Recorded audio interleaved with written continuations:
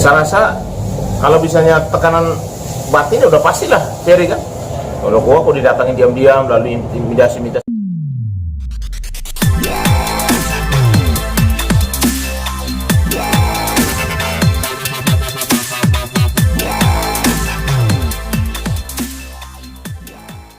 Itu aja yang disampaikan Ferry yang tentang Vena datang ke sana itu. Dan sebenarnya saya juga ragu ya mau ke sana, apa saya kuat gitu kan. Tapi bismillah lah, saya saking pengen ketemu kan. Baru muncul di pintu, si Ferry udah nangis, ya udah saya juga jadi belum sempet apa yang diomongin, udah nangis-nangisan. Pengennya sih ngobrol, aduh sampai lama lah, sampai sore gitu ya. Jadi ketemu berapa menitan Bu sekitar Bu? Ya 30 menit sama. Tidak ada obrolan apapun atau? Kenapa? Obrolan apa Bu? Ada? Nggak ada, cuman itu aja yang penting justru itu yang bilang Vena datang. Jelas. Waktu Vena datang itu aja jelas. Dan saya juga sampai sekarang ada apa itu aja. Kok bisa tiba-tiba gitu diam-diam dia datang? Ya diam-diam kan dia datang, nggak. Jadi si Ferry juga kaget. Lah saya mau dibawa kemana ini? Nggak tahu lah dibawa kemana. Jadi memang ruangannya beda.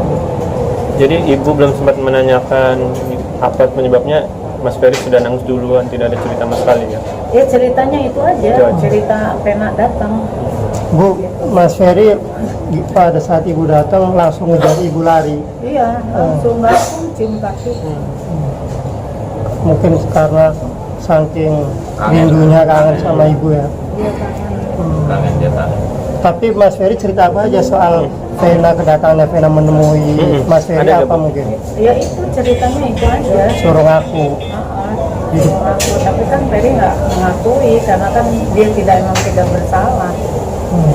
Gitu aja. Ibu memberikan kekuatan kepada Ya, Ferry seperti apa mungkin? udah jelas. Saya bilang sih udahlah kamu sabar, kamu doa terus. Dia bilang iya Mam, karena tiap malam juga Ferry salat tahajud. Minta sama Allah, minta diberikan jalan yang terbaik. Ya minta cepat bebas aja, itu aja. Ini gue perubahan Ferry sendiri.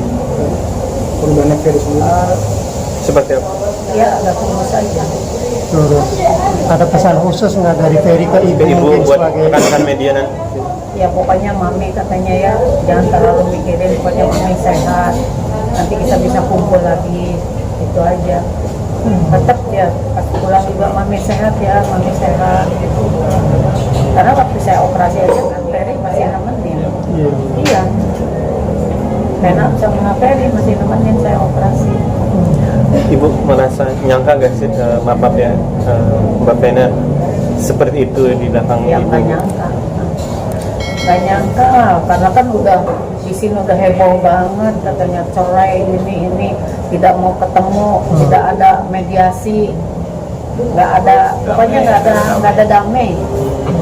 Ternyata dia mau mendamaikan sendiri. ada itu apa pembicaraan untuk mengarah ke situ Bu, perdamaian kayak gitu. Vena pengen gitu atau gimana? Enggak, maksudnya kan Vena sendiri dengan pengacaranya kan bilang tidak ada damai. Vena sudah tidak mau berdamai dan tetap akan bercerai. Itu kan yang digembar-gemborkan. Jadi saya pikir ya udah yang terbaik lah kalau emang mau bercerai. Tapi maksud saya kalau bercerai itu bercerai baik-baik aja. Kan karena satu juga nggak ada anak. Iya, jadi apa yang mau diributin? Udah mendingan bercerai baik-baik.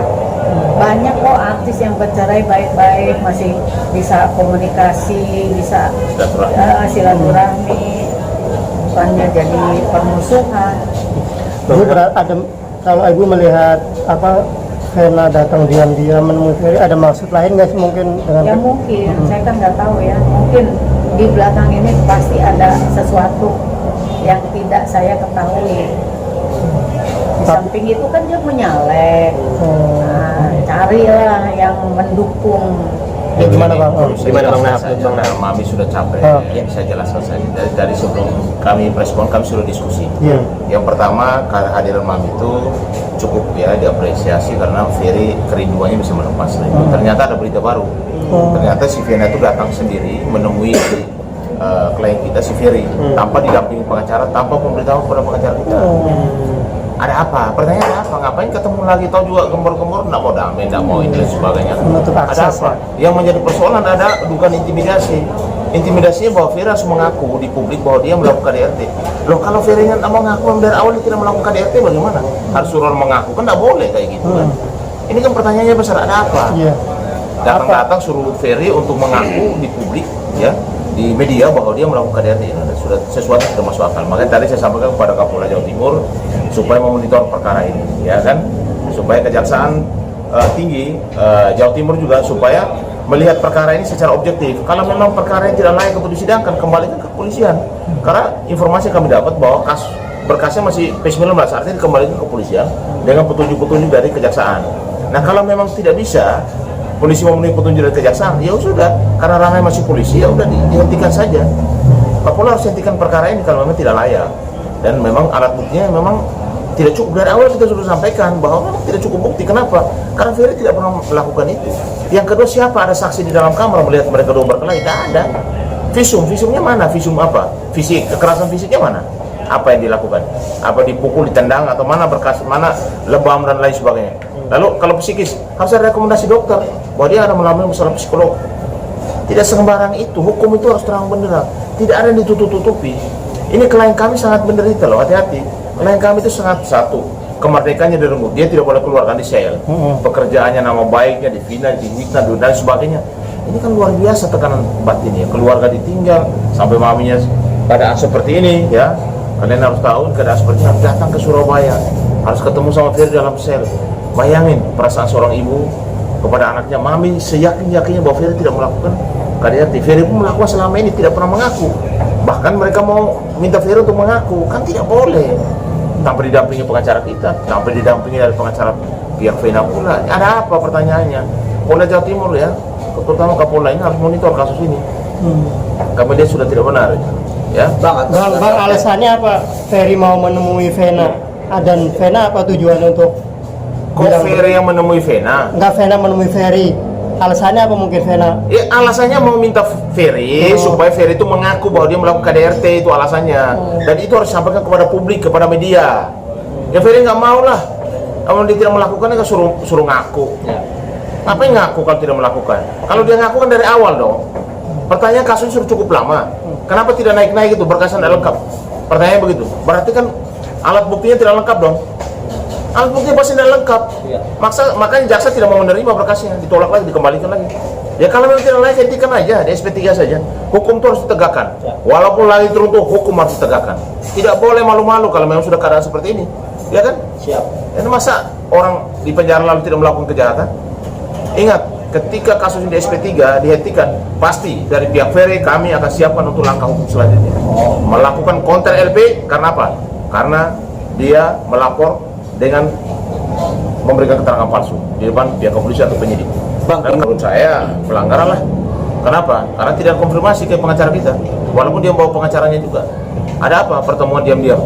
Untuk apa diam-diam? Selama ini beribut-ribut kok. Kemana-mana roadshow.